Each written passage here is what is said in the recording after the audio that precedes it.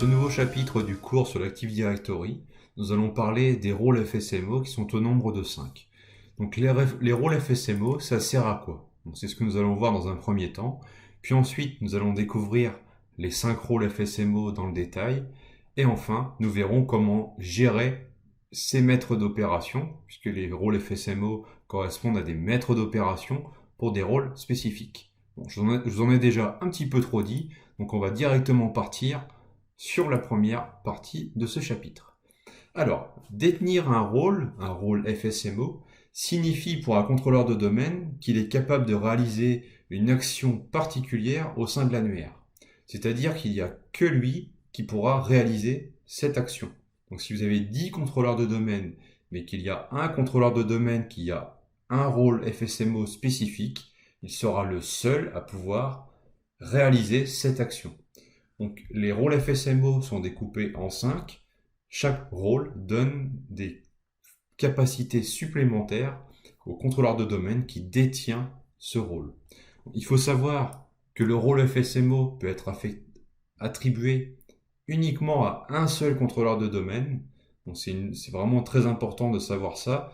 C'est-à-dire qu'il ne peut pas y avoir plusieurs contrôleurs de domaine avec le même rôle FSMO. Donc nous avons 5 rôles comme je le disais. Donc il y a le rôle maître d'attribution des noms de domaine, il y a le rôle contrôleur de schéma, le maître RID, le maître d'infrastructure et l'émulateur PDC. Donc voyons maintenant dans le détail les 5 rôles FSMO.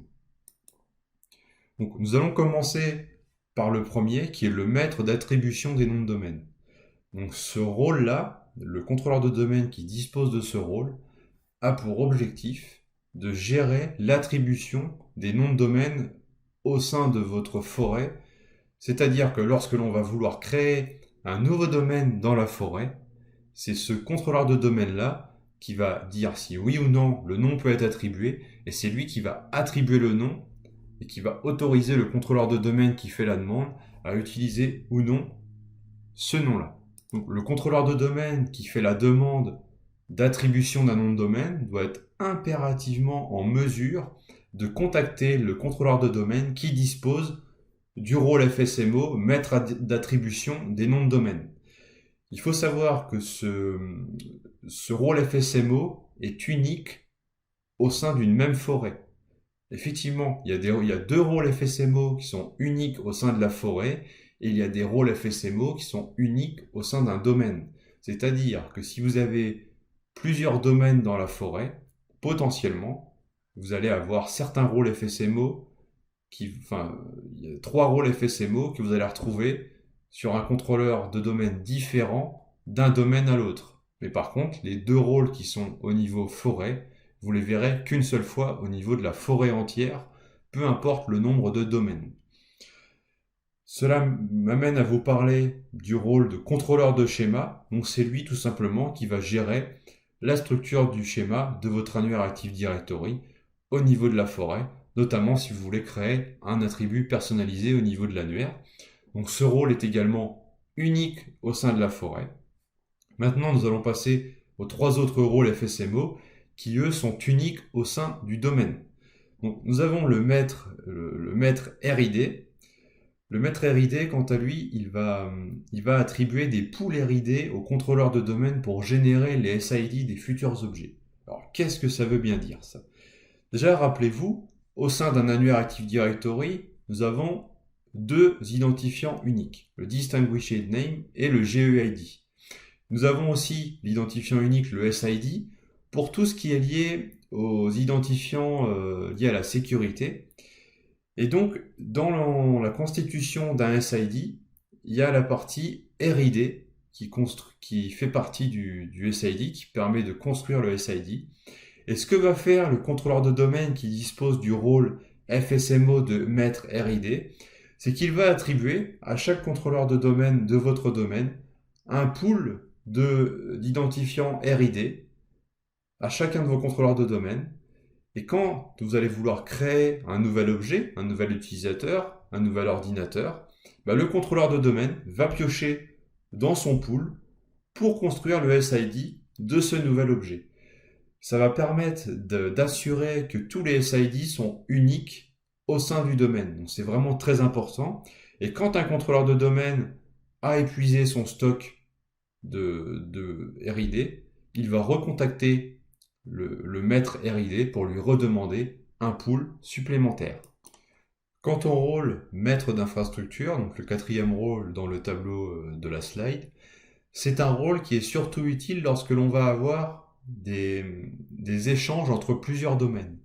Si vous ajoutez un utilisateur du domaine A dans un groupe du domaine B, le maître d'infrastructure va créer ce que l'on appelle un objet fantôme qui va permettre de faire le lien au niveau du domaine B vers l'utilisateur qui lui est sur le domaine A. Donc cet objet fantôme contiendra des informations au sujet de l'objet auquel il fait référence, notamment le distinguishing name, le SID et les GEID. Donc vraiment les éléments, les identifiants uniques qui permettront de faire le lien au niveau du domaine B vers l'utilisateur du domaine A. Donc le maître d'infrastructure, lui, va s'assurer de la gestion de ces objets, mais également de la réplication des informations dans le cas où il y aurait des modifications. Donc ce qu'on peut dire, c'est que le maître d'infrastructure est responsable des références qui sont générées lorsqu'il y a des interactions, l'ajout d'un utilisateur dans le groupe d'un autre domaine par exemple, donc des interactions entre plusieurs domaines. Enfin, nous avons le rôle émulateur PDC, qui est un rôle essentiel, qui est un rôle qui se découpe en plusieurs sous-rôles, si on peut dire ça, puisqu'il va agir sur différents éléments. Tout d'abord, il va s'assurer de la gestion de l'heure, c'est-à-dire que c'est lui qui va diffuser l'heure, qui va assurer le rôle de serveur NTP au sein des serveurs et des postes clients qui sont dans le domaine. Donc si l'émulateur PDC n'est pas à l'heure, potentiellement tous les PC, tous les serveurs de votre domaine vont se synchroniser sur lui, donc ils ne seront pas à l'heure non plus. Alors c'est aussi un rôle qui va permettre à ce serveur-là de gérer le changement des mots de passe, de gérer également le verrouillage des comptes, ainsi que d'assurer la compatibilité avec les contrôleurs de domaine Windows NT. Donc ça c'est vraiment un rôle un peu obsolète on va dire, mais bien réel, et qui normalement aujourd'hui ne doit plus trop servir. En tout cas, ce qu'il faut retenir, c'est que l'émulateur PDC donc, synchronise les horloges sur tous les contrôleurs de domaine, est vraiment la référence pour la synchronisation de l'heure et de la date sur vos postes clients. Il va également être en charge de la modification des stratégies de groupe du domaine, et il va s'occuper de la gestion des comptes au niveau du verrouillage des comptes et de la gestion des mots de passe. Donc voilà concernant les 5 rôles FSMO. Pour finir ce chapitre, ce que je vous propose, c'est de voir comment gérer les maîtres d'opération. Alors, les maîtres d'opération sont répartis entre les contrôleurs de domaine, et comme je vous l'ai dit, c'est le premier contrôleur de domaine que l'on crée qui va avoir les 5 rôles. Mais ça ne veut pas dire qu'ils doivent rester sur ce contrôleur de domaine-là. Vous pouvez avoir envie de répartir les rôles ou de les transférer sur un autre serveur. Pour réaliser cette opération, on peut passer par les consoles graphiques d'administration fournies par Microsoft.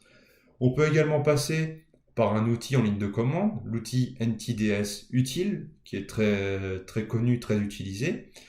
On peut aussi passer par notre ami PowerShell. Et enfin, je voulais vous parler de cette opération de sizing, puisque si un contrôleur de domaine qui dispose d'un ou plusieurs rôles FSMO venait à cracher complètement, il ne faut pas qu'on se retrouve dans une situation où du coup le rôle FSMO est perdu, ce qui n'est pas possible en soi, puisqu'on a besoin que ce rôle soit assuré par l'un des contrôleurs de domaine. Donc cette opération de sizing va permettre de forcer la récupération du rôle FSMO sur un serveur contrôleur de domaine qui lui est opérationnel afin de pouvoir se séparer facilement et définitivement du serveur qui est HS. Donc voilà, cette opération de sizing est intéressante notamment dans le cadre de dépannage, et il faut savoir que c'est possible de forcer la récupération d'un rôle FSMO. Donc j'en ai terminé pour ma part sur la présentation des rôles FSMO. J'espère que les explications étaient claires, comme d'habitude. Je vous invite à mettre un petit like si vous aimez le chapitre et on passe directement au chapitre suivant si vous êtes motivé.